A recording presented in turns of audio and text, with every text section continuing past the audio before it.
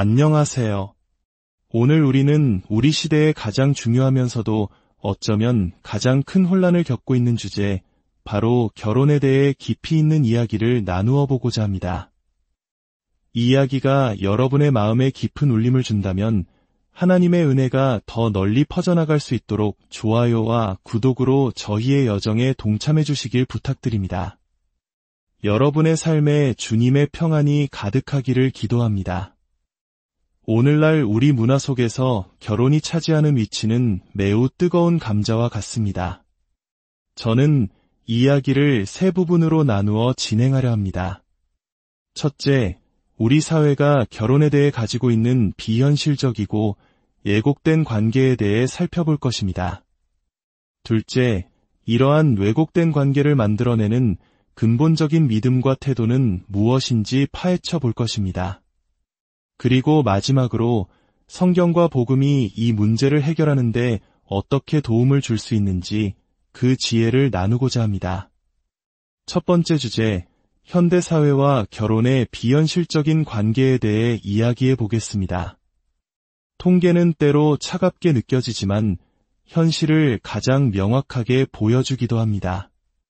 서구 사회의 통계를 보면 지난 수십 년간 결혼에 대한 인식과 형태가 극적으로 변했습니다. 예를 들어 1960년대 미국에서는 성인 인구의 75%가 기혼 상태였지만 오늘날에는 그 비율이 50% 미만으로 떨어졌습니다. 이혼율은 2배로 증가했고 결혼하지 않고 함께 사는 동거문화는 과거에는 거의 찾아볼 수 없었지만 이제는 매우 보편적인 현상이 되었습니다. 이러한 변화는 비단 서구 사회만의 이야기가 아닙니다. 우리 한국 사회 역시 급격한 산업화와 개인주의의 확산 속에서 비슷한 변화를 겪고 있습니다. 우리 부모님 세대 혹은 조부모님 세대만 해도 결혼은 한 사람이 성인이 되어 가정을 이루는 당연하고 자연스러운 과정으로 여겨졌습니다. 하지만 오늘날 젊은 세대에게 결혼은 필수가 아닌 선택이 되었고 심지어는 큰 부담과 두려움의 대상이 되기도 합니다. 이러한 통계 뒤에는 몇 가지 널리 퍼진 잘못된 가정들이 숨어 있습니다. 첫째, 대부분의 결혼은 불행하다는 생각입니다. 높은 이혼율을 보며 사람들은 이혼하지 않고 사는 부부들 중에서도 상당수는 그저 참고 사는 것일 테니 결국 행복한 결혼은 거의 없을 것이라고 지레짐작합니다. 둘째, 결혼 전에 함께 살아보는 것, 즉 동거가 서로에게 맞는 사람인지 확인하는 가장 좋은 방법이라는 믿음입니다. 특히 성적, 낭만적 케미스트리가 좋은 관계의 핵심이라고 생각하기 때문에 동거를 통해 이를 미리 시험해봐야 한다고 여깁니다. 셋째, 만족스러운 결혼의 핵심은 완벽하게 잘 맞는 소울메이트를 찾는 것이라는 환상입니다. 여기서 말하는 소울메이트란 나를 바꾸려 하지 않고 있는 그대로의 나를 받아주고 나의 자아 실현을 도와주며 나를 얽매지 않고 자유롭게 해주는 사람입니다. 이러한 가정들은 결혼에 대한 깊은 두려움과 불안감을 드러냅니다. 하지만 놀랍게도 실제 데이터는 이러한 통념과는 정반대의 이야기를 들려줍니다. 연구에 따르면 결혼 전 동거한 커플이 그렇지 않은 커플보다 이혼할 확률이 더 높습니다. 관계 초기에 성관계를 빨리 시작할수록 그 관계는 깨질 가능성이 더 큽니다. 전체 이혼율이 높긴 하지만 그중 상당수는 교육 수준이 낮거나 너무 어린 나이에 결혼한 경우에 집중되어 있습니다. 안정된 환경에서 20대 중반 이후에 결혼하는 경우 이혼 확률은 훨씬 낮아집니다. 더욱 놀라운 사실은 스스로 불행하다고 답했던 부부의 3분의 2가 5년 후에도 결혼 생활을 유지했을 때 다시 행복하다고 답했다는 연구 결과입니다. 또한 지난 수십 년간 기혼자들 중 60% 이상이 자신의 결혼 생활에 매우 행복하다고 꾸준히 응답해왔습니다. 결혼한 사람들은 모든 연령대에서 신체적, 정신적 건강 수준이 더 높고 더 많은 부를 축적하며 안정된 가정에서 자란 자녀들이 긍정적인 삶의 결과를 얻을 확률이 2배에서 3배나 더 높다는 데이터는 이미 널리 알려져 있습니다. 현실이 이러한데도 왜 우리 사회는 결혼에 대해 이토록 부정적이고 두려워하는 것일까요? 왜 결혼을 미루거나 아예 포기하는 사람들이 이렇게나 많아졌을까요? 이것이 바로 두 번째 주제로 이어집니다. 문제의 핵심은 결혼의 목적에 대한 이해가 근본적으로 변했기 때문입니다. 성경이 말하는 결혼, 그리고 사실 많은 전통 문화권에서 공유했던 결혼과는 한 남자와 한 여자가 평생에 걸쳐 사랑으로 헌신하기 위한 하나의 틀을 만드는 것이었습니다. 결혼은 적어도 3가지 중요한 목적을 가집니다. 첫째, 각자의 개인적인 충동과 이익을 가족과 관계, 그리고 인격의 성장을 위해 내려놓도록 돕는 장치입니다. 결혼이라는 제도는 관계를 쉽게 끝내지 못하도록 만들어 순간의 내 행복보다 관계 전체의 유익을 우선하도록 훈련시킵니다. 이 과정을 통해 우리는 인내와 희생을 배우고 인격적으로 성숙해집니다. 둘째, 남성과 여성이라는 너무나 다르면서도 서로를 보완하는 두 존재를 하나로 묶어주는 다리 역할을 합니다. 서로의 다름은 때로 갈등을 일으키지만 바로 그 다름 때문에 서로에게 없는 것을 채워주며 온전한 하나를 이룰 수 있습니다. 셋째, 자녀를 양육하기 위한 장기적이고 안정적인 환경을 제공하는 것입니다. 이처럼 전통적인 결혼관에서 결혼은 개인의 만족을 넘어선 공공의 선이었습니다. 하지만 오늘날 결혼의 목적은 완전히 달라졌습니다. 한 사회 역사학자는 이러한 변화를 이렇게 요약했습니다. 과거의 결혼이 상호간의 사랑, 자녀 출산, 그리고 서로를 보호하기 위해 고안된 영구적인 계약적 연합이었다면 오늘날의 결혼은 관계 당사자들의 개인적 만족을 위해 설계된 언제든 끝낼 수 있는 성적인 계약으로 변해가고 있다. 간단히 말해 과거의 결혼이 나를 우리에게, 나를 더 큰 공동체의 유익에, 나를 장기적인 인격 성숙에 복종시키는 과정이었다면 오늘날의 결혼은 철저히 나의 만족을 위한 수단이 되었습니다. 결혼은 더 이상 우리에 관한 것이 아니라 나에 관한 것이 되어버린 것입니다. 이것이 바로 현대사회가 결혼을 힘들어하는 이유의 핵심입니다. 결혼의 목적이 개인의 자아실현과 만족이 되면 우리는 배우자에게 성경이나 그 어떤 전통 문화도 요구한 적 없는 엄청난 부담을 지우게 됩니다. 나를 바꾸려 하지 않고 있는 그대로의 나를 사랑해줘야 하며 나의 꿈을 지지해주고 항상 성적 매력을 느껴야 하는 완벽한 사람. 이런 조건을 만족시키는 사람이 과연 세상에 존재할까요? 없습니다. 그런 사람은 존재하지 않습니다. 그러니 사람들은 완벽한 상대를 찾지 못해 결혼을 포기하거나 혹은 결혼을 하더라도 배우자가 이 비현실적인 기대를 채워주지 못하는 순간 내가 사람을 잘못 골랐구나라며 쉽게 절망하고 관계를 끝내버리는 것입니다. 기독교인들도 이러한 문화적 가치관에서 자유롭지 못합니다. 세상이 말하는 완벽한 소울메이트라는 조건 위에 믿음 좋은 기독교인이라는 조건을 하나 더 얻는다면 우리는 아마 평생 배우자를 찾지 못할 것입니다. 현실은 이것입니다. 결혼은 어렵습니다. 어떤 두 사람도 완벽하게 맞을 수는 없습니다. 왜냐하면 모든 인간은 죄인이기 때문입니다. 기독교인이라 할지라도 우리 안에는 여전히 깊은 자기중심성이 자리 잡고 있습니다.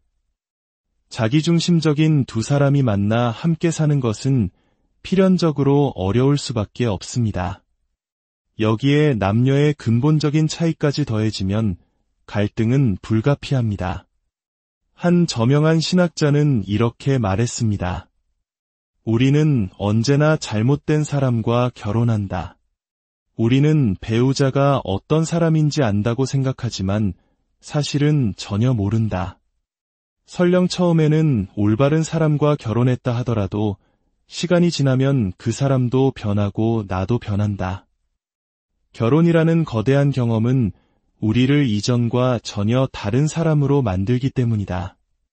따라서 결혼 생활 내내 우리가 마주하는 가장 큰 도전은 종종 낯선 사람처럼 느껴지는 나의 배우자를 사랑하고 돌보는 법을 배워나가는 것이다. 물론 약간의 과장이 섞인 말이지만 핵심을 꿰뚫는 통찰입니다. 결혼은 완벽하게 맞는 두 사람이 만나 행복하게 사는 것이 아니라 너무나 다른 두 사람이 서로에게 맞춰가는 힘겨운 여정입니다.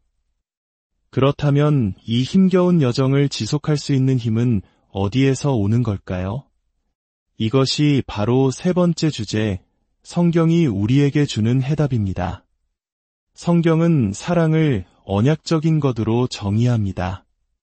우리 문화에서는 언약이라는 단어 자체가 매우 생소하지만 이는 사랑과 법, 즉 뜨거운 감정과 차가운 책임이 놀랍게 결합된 개념입니다. 언약 관계는 단순한 감정적 관계보다 훨씬 더 깊고 인격적이며 동시에 단순한 법적 계약 관계보다 훨씬 더 강력한 구속력을 가집니다.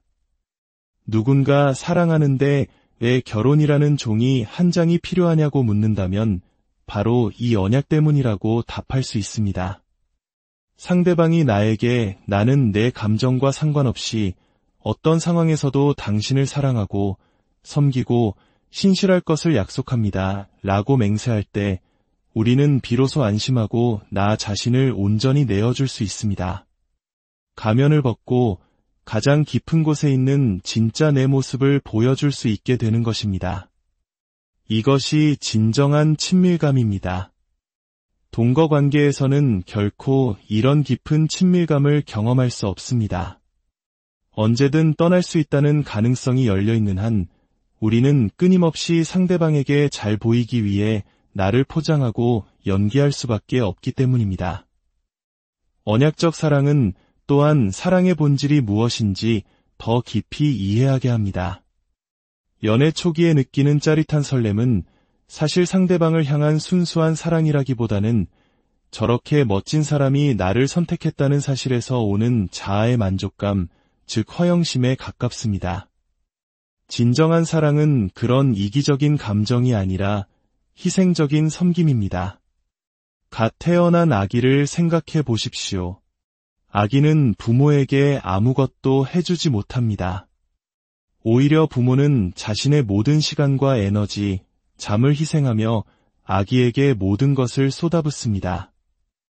그런데도 부모는 그 어떤 사랑과도 비교할 수 없는 깊고 무조건적인 사랑을 아기에게 느낍니다. 왜일까요? 그것이 바로 진짜 사랑의 모습이기 때문입니다. 희생하고 헌신하고 나의 삶을 투자한 대상에게서 느끼는 기쁨, 그것이 바로 사랑의 본질입니다. 결혼 생활도 마찬가지입니다. 시간이 지나면서 서로의 장점뿐 아니라 단점과 죄성까지 모두 보게 되면서 처음의 환상은 깨집니다. 하지만 그 실망의 순간을 넘어 서로를 용서하고 인내하고 다시 서로를 붙잡아주며 함께 길을 걸어갈 때 진짜 사랑이 자라나기 시작합니다. 함께 겪어온 세월 속에서 보여준 상대방의 헌신과 인내를 보며 우리는 존경심을 느끼게 됩니다. 그리고 내가 존경하는 그 사람이 나를 존경하고 사랑해줄 때 느끼는 기쁨이야말로 세상에서 가장 강렬하고 깊은 만족감을 줍니다. 여기까지의 이야기는 사실 다른 전통 문화권에서도 찾아볼 수 있는 지혜일 수 있습니다. 하지만 기독교는 여기에 그 어떤 문화도 줄 수 없는 한 가지를 더합니다. 바로 이 모든 것을 가능하게 하는 힘의 근원입니다.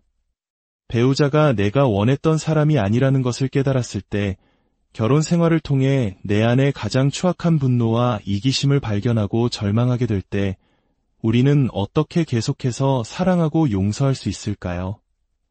그 답은 바로 예수 그리스도의 십자가에 있습니다. 예수님께서는 십자가 위에서 자신을 배신하고 부인하고 버리고 떠난 우리를 내려다보셨습니다. 그분은 우리가 사랑스러워서 우리를 사랑하신 것이 아닙니다. 우리를 사랑스럽게 만드시기 위해 우리를 사랑하셨습니다. 그리고 인류 역사상 가장 위대한 사랑의 행위로 끝까지 십자가에 머무셨습니다. 내 마음 가장 깊은 곳을 들여다보시고 나의 모든 죄를 아시면서도 당신의 죽음으로 나를 용서하신 그 예수님의 은혜를 깨달을 때 우리는 비로소 배우자를 용서할 힘을 얻게 됩니다. 내게 상처를 준 배우자의 모습을 보면서도 나의 죄 때문에 십자가를 지신 주님께서 나를 용서하셨듯이 나도 당신을 용서합니다. 라고 말할 수 있게 되는 것입니다. 이 복음의 능력, 이 은혜의 힘이야말로 결혼을 하나님과의 관계 다음으로 가장 위대한 관계로 만들어주는 유일한 길입니다. 이제 이 놀라운 복음의 비밀이 결혼 안에서 구체적으로 어떻게 드러나는지 살펴보겠습니다. 기독교인의 결혼은 세상 속에서 그리스도의 성품과 구원의 역사를 보여주는 살아있는 창과 같습니다. 만약 우리가 제대로 살아내기만 한다면 우리의 결혼 생활은 세상을 놀라게 할 만한 강력한 증거가 될 수 있습니다. 우리가 대학에서 교양으로 종교학 수업을 들으면 종종 이런 이야기를 듣습니다. 인간이 자신의 경험을 바탕으로 신을 만들어냈다는 것입니다. 우리에게 아버지가 있으니 신을 아버지라 부르고 우리에게 배우자가 있으니 신을 신랑이라 부른다는 식입니다. 하지만 C.S. 루이스는 이 생각을 완전히 뒤집어 놓았습니다. 만약 하나님이 창조주이시라면, 즉 우리보다, 이 세상보다 먼저 존재하셨다면 그분은 당신이 원하는 어떤 방식으로든 세상을 만드실 수 있었을 것입니다. 그렇다면 하나님께서 장차 당신 자신에 대한 진리를 계시하실 때 사용할 수 있는 이미지와 비유들로 이 세상을 미리 채워놓으셨다고 생각하는 것이 더 합리적이지 않을까요? 그래서 하나님은 우리가 당신을 이해할 수 있도록 아버지와 아들, 신랑과 신부, 목자와 양과 같은 관계들을 세상에 미리 만들어 두신 것입니다. 오늘날 우리는 성경과 육신을 입고 오신 예수 그리스도를 통해 하나님을 압니다. 하지만 성경을 한 번도 펴보지 않고 예수라는 이름을 욕설로만 사용하는 세상 사람들은 어떻게 하나님을 알 수 있을까요? 바로 이 지점에서 기독교인의 결혼이 중요한 역할을 감당합니다. 하나님께서 직접 선택하신 이 결혼이라는 도구를 통해 세상은 복음의 신비를 눈으로 볼 수 있게 됩니다. 제가 오늘 전하고 싶은 핵심 메시지는 바로 이것입니다. 기독교인의 결혼 안에서 남편과 아내 각자가 예수님의 역할을 감당하게 된다는 것입니다. 남편과 아내가 각각 머리됨과 순종이라는 역할을 살아낼 때 그 둘은 함께 그리스도의 영광과 복음의 충만함을 세상에 강력하게 드러낼 수 있습니다. 빌립보서 2장은 우리를 구원하시기 위해 아버지께 순종하여 죽으시고 더 큰 영광으로 부활하신 예수님에 대해 말해줍니다. 에베소서 5장은 교회의 머리 되신 예수님께서 당신의 신부인 교회의 성장과 온전함을 위해 종으로서 섬김으로 당신의 권위를 행사하시는 모습을 보여줍니다. 남편과 아내는 이 두 가지 예수님의 모습을 각각 자신의 삶으로 살아내도록 부름받은 것입니다. 먼저 남편의 머리됨에 대해 생각해 봅시다. 에베소서 5장은 이렇게 말합니다. 남편들아, 아내 사랑하기를 그리스도께서 교회를 사랑하시고 그 교회를 위하여 자신을 주심같이 하라. 이는 곧 물로 씻어 말씀으로 깨끗하게 하사 거룩하게 하시고 자기 앞에 영광스러운 교회로 새우사 티나 주름 잡힌 것이나 이런 것들이 없이 거룩하고 흠이 없게 하려 하심이라. 그리스도께서 자신의 신부인 교회를 거룩하고 흠 없게 만들기 위해 자신을 내어주고 죽으셨습니다. 이것이 바로 성경이 남편에게 제시하는 머리됨의 모델입니다. 이는 세상이 생각하는 가부장적인 권위나 지배와는 완전히 다른 개념입니다. 권위를 내세워 특권을 누리고 아내를 섬기는 자로 부리는 것이 결코 아닙니다. 예수님께서는 당신의 권위를 섬김을 통해 심지어는 죽음을 통해 행사하셨습니다. 남편의 머리됨은 바로 그 예수님의 자기 희생적인 섬김의 리더십을 본받는 것입니다. 그렇다면 아내의 순종은 무엇일까요? 남편이 이처럼 자신을 위해 죽기까지 사랑하고 섬기는 사람이라면 그에게 순종하는 것이 불안하거나 어렵지 않을 것입니다. 하지만 더 깊은 의미를 살펴봅시다. 빌립보서 2장은 순종의 완벽한 모델이신 예수님을 보여줍니다. 그는 근본 하나님의 본체시나 하나님과 동등됨을 취할 것으로 여기지 아니하시고 오히려 자기를 비워 종의 형체를 가지사 사람들과 같이 되셨고 사람의 모양으로 나타나사 자기를 낮추시고 죽기까지 복종하셨으니 곧 십자가에 죽으심이라. 이러므로 하나님이 그를 지극히 높여 모든 이름 위에 뛰어난 이름을 주사 예수님의 순종은 그분의 영광으로 이어졌습니다. 아들의 신성은 의심의 여지가 없었지만 그분은 기꺼이 종의 역할을 맡으셨습니다. 이것이 핵심입니다. 남편과 아내의 관계는 본질적인 가치의 차이가 아니라 기능적인 역할의 차이입니다. 성부와 성자가 본질적으로 동등한 하나님이시지만 아들께서 구원 사역을 위해 기꺼이 아버지께 순종하는 역할을 맡으신 것처럼 말입니다. 아내가 남편에게 순종하는 것은 남편이 더 우월해서가 아닙니다. 그것은 하나님께서 설계하신 아름다운 질서 안에서 예수 그리스도의 순종을 본받아 기꺼이 감당하는 영광스러운 역할입니다. 성자 예수님의 존엄과 동등됨이 순종을 통해 손상되지 않았다면 아내의 존엄 역시 순종을 통해 결코 손상되지 않을 것입니다. 남편은 자기 희생적인 섬김을 통해 교회를 향한 그리스도의 사랑을 보여주고 아내는 기꺼이 드리는 순종을 통해 아버지를 향한 그리스도의 순종을 보여줍니다. 이렇게 남편과 아내는 함께 한 몸을 이루어 복음의 전체 그림을 세상에 그려 보이는 것입니다. 이 이야기를 들으시는 분들 중에는 현재 결혼하지 않으셨거나 혹은 행복하지 않은 결혼 생활을 하고 계신 분들도 있을 것입니다. 여러분은 결코 위대한 드라마에서 소외되지 않습니다. 오히려 독신인 기독교인 혹은 외로운 결혼 생활 속에 있는 기독교인들은 우리 모두의 진정한 신랑이신 하늘의 신랑을 바라보도록 기혼자들을 일깨워주는 독특하고 소중한 역할을 감당합니다. 우리의 궁극적인 소망은 이 땅의 결혼이 아니라 어린 양의 혼인잔치에서 주님과 온전히 연합하는 것이기 때문입니다.